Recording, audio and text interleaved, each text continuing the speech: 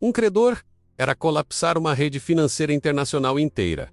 Governos tornaram-se presos. Tinham que continuar pagando, e tinham que continuar tomando emprestado para pagar os juros das dívidas antigas. A armadilha da dívida não era mais apenas permanente. Era inescapável. Em 1900, a América estava se tornando uma potência econômica, mas ainda tinha um sistema financeiro primitivo. Bancos operavam independentemente. Não havia mecanismo central para gerenciar dívida. JP Morgan consertou isso, não para o bem público, mas para proteger seu império bancário. Em 1907, houve um pânico financeiro. Preços das ações desabaram. Bancos faliram. JP Morgan pessoalmente organizou um resgate. Ele reuniu os principais banqueiros de Nova York em sua biblioteca, trancou as portas e os forçou a prometer seu próprio dinheiro para estabilizar bancos falidos. Funcionou. Mas Morgan tinha 70 anos. Ele sabia que não poderia fazer isso novamente. Então Morgan e seus associados, os banqueiros mais poderosos da América, menos projetaram uma solução permanente. Eles precisavam de um banco central. Mas americanos odiavam bancos centrais. Então, o grupo de Morgan o disfarçou. Em 1910, associados de Morgan, incluindo o senador Nelson Aldrich e representantes dos maiores bancos, realizaram uma reunião secreta na ilha Jekyll, Geórgia. Por 9 dias eles projetaram a estrutura do que se tornaria o sistema da Reserva Federal. As reuniões eram secretas, porque sabiam que se o público descobrisse que banqueiros estavam projetando o sistema monetário da nação, o plano era manipulação política brilhante. A Reserva Federal não seria chamada de Banco Central. Seria chamada de Sistema da Reserva Federal. Não seria uma instituição. Seriam 12 bancos regionais. Parecia descentralizado, democrático, público, mas a estrutura garantia controle bancário. Os bancos regionais da Reserva Federal eram de propriedade privada de bancos membros. E o poder mais importante, o poder de criar dinheiro e comprar títulos do governo, foi dado ao Federal Reserve Bank de Nova York, que era controlado pelos maiores bancos de Wall Street, os bancos de Morgan. O Federal Reserve Act passou no Congresso em dezembro de 1913, e imediatamente, a armadilha da dívida se expandiu. Aqui está por que isso importa. Antes da Reserva Federal, havia um limite para quanto o governo podia emprestar. Bancos só tinham tanto dinheiro para emprestar, mas a Reserva Federal podia criar dinheiro comprando títulos do governo. Demanda ilimitada para a dívida do governo. O governo emite um título. O Fed compra com dinheiro recém-criado. O governo gasta o dinheiro e a dívida vai para o balanço do Fed, respaldada por nada além da promessa de que os contribuintes a servirão para sempre. Este é o mecanismo que permite dívida infinita. A Reserva Federal garante que sempre há um comprador para títulos do governo. Então o governo nunca tem que parar de emprestar. Pode rolar dívida para sempre, porque o Fed sempre a comprará. Morgan morreu em 1913, o mesmo ano em que a Reserva Federal foi criada. Mas seu legado é a estrutura que torna possível os atuais R$ 190 trilhões em dívida dos Estados Unidos da América. Nos anos 1970, a armadilha da dívida que Peterson, Rothschild e Morgan construíram estava funcionando globalmente, mas países em desenvolvimento eram diferentes. Muitos não conseguiam manter os pagamentos. A armadilha estava chegando aos seus limites. Volcker foi presidente da Reserva Federal de 1979 a 1987. Em 1979, Volcker aumentou as taxas de juros dramaticamente. A taxa de fundos federais foi de 11% para 20%, a mais alta da história americana.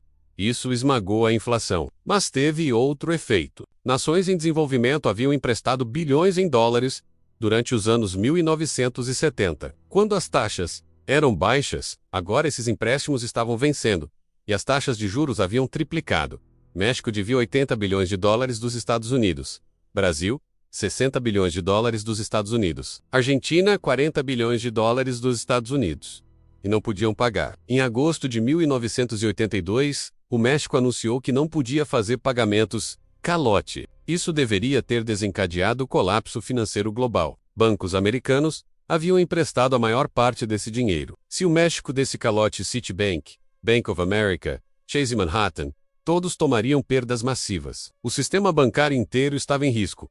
Volcker poderia ter deixado acontecer, deixar os bancos tomarem perdas, mas ele não fez. Em vez disso, orquestrou um resgate através do Fundo Monetário Internacional. O Fundo Monetário Internacional emprestaria México, Brasil, Argentina e outros dinheiro suficiente para continuar fazendo pagamentos de juros aos bancos americanos. Os empréstimos eram chamados empréstimos de ajuste estrutural e vinham com condições. As condições eram brutais. Governos tinham que cortar gastos, privatizar ativos estatais, abrir mercados ao investimento estrangeiro, desvalorizar moedas, basicamente desmantelar sua soberania econômica em troca do dinheiro para continuar pagando juros. E aqui está a chave. Os empréstimos do VNT Monetário Internacional não reduziram a dívida. Eles apenas a rolaram. A tornaram gerenciável mas permanente. Essa é a inovação de Volcker, quando a dívida se torna impagável. Não a perdoe. Reestruture. Empreste apenas o suficiente para manter os pagamentos de juros fluindo.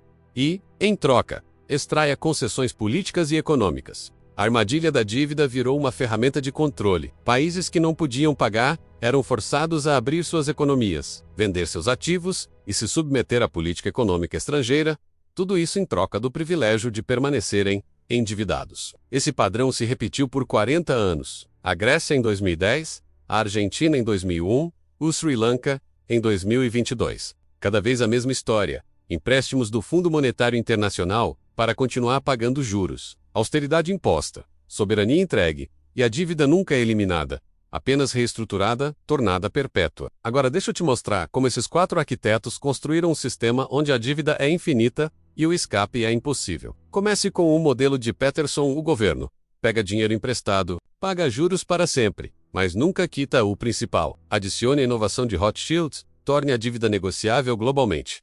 Assim, não é mais um único credor, mas uma rede complexa. Um calote poderia colapsar todo o sistema. Em seguida, adicione o mecanismo de Morgan.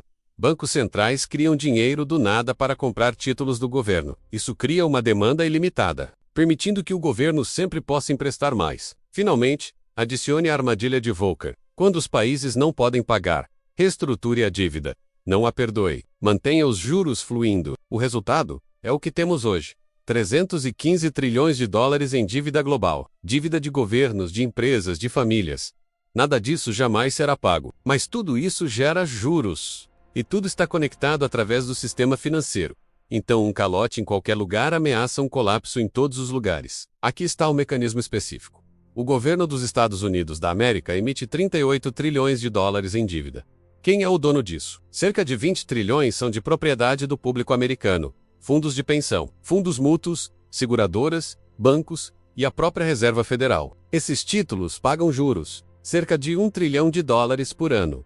E de onde vêm esses juros? Dos seus impostos. Então, os contribuintes enviam dinheiro ao governo, que o envia para os detentores de títulos. E os detentores de títulos são, em sua maioria, instituições de propriedade dos mais ricos. É uma transferência de riqueza dos trabalhadores para o capital dos os anos. E aqui está quem lucra.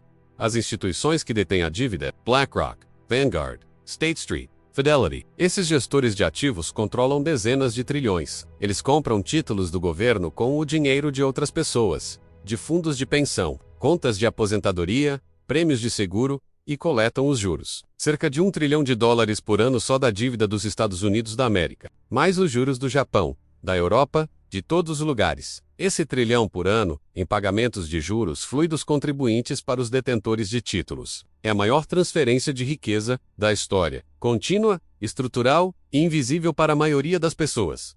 Os 4 arquitetos não conspiraram juntos. Eles viveram em séculos diferentes. Mas cada um resolveu um problema de uma forma que beneficiou os banqueiros. E cada solução se baseou na anterior. Peterson tornou a dívida permanente em 1694. Rothschild a tornou global em 1815. Morgan a tornou infinita em 1913. E Volcker a tornou inescapável em 1982. Juntos, eles construíram um sistema onde governos emprestam para sempre e pagam juros eternamente. E as pessoas que controlam os títulos, que gerenciam a dívida, que coletam os juros, elas são as beneficiárias finais. Não os governos, não os contribuintes, as instituições financeiras, e aqui está a verdade final. 38 trilhões de dólares não é uma crise para eles.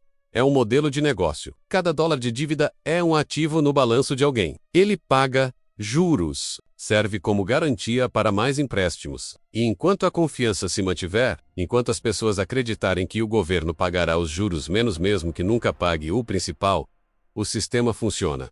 A armadilha da dívida está completa. O escape não é possível. não sem colapsar todo o sistema financeiro. 4 arquitetos, 3 séculos, um sistema, e todos na Terra agora estão presos dentro dele. Se isso mudou a forma como você vê a dívida do governo, se você finalmente entende que os 315 trilhões de dívida global não são um acidente ou um erro, mas um sistema funcionando exatamente como projetado, então você está começando a ver como o poder realmente funciona. Deixe um comentário. Você consegue ver como essa armadilha se conecta com as moedas digitais de Banco Central, as CBDCs, e o controle digital do dinheiro que está vindo? Como você acha que as elites vão usar a próxima crise para apertar ainda mais o controle? Inscreva-se se você quer entender como a máquina foi construída e quem a está operando. Porque eles não vão te ensinar isso na escola. Vão te ensinar que dívida é um problema a ser resolvido. Mas os arquitetos sabiam a verdade. A dívida não é o problema. E os juros são o aluguel que pagamos para viver no sistema deles. Compartilhe este vídeo.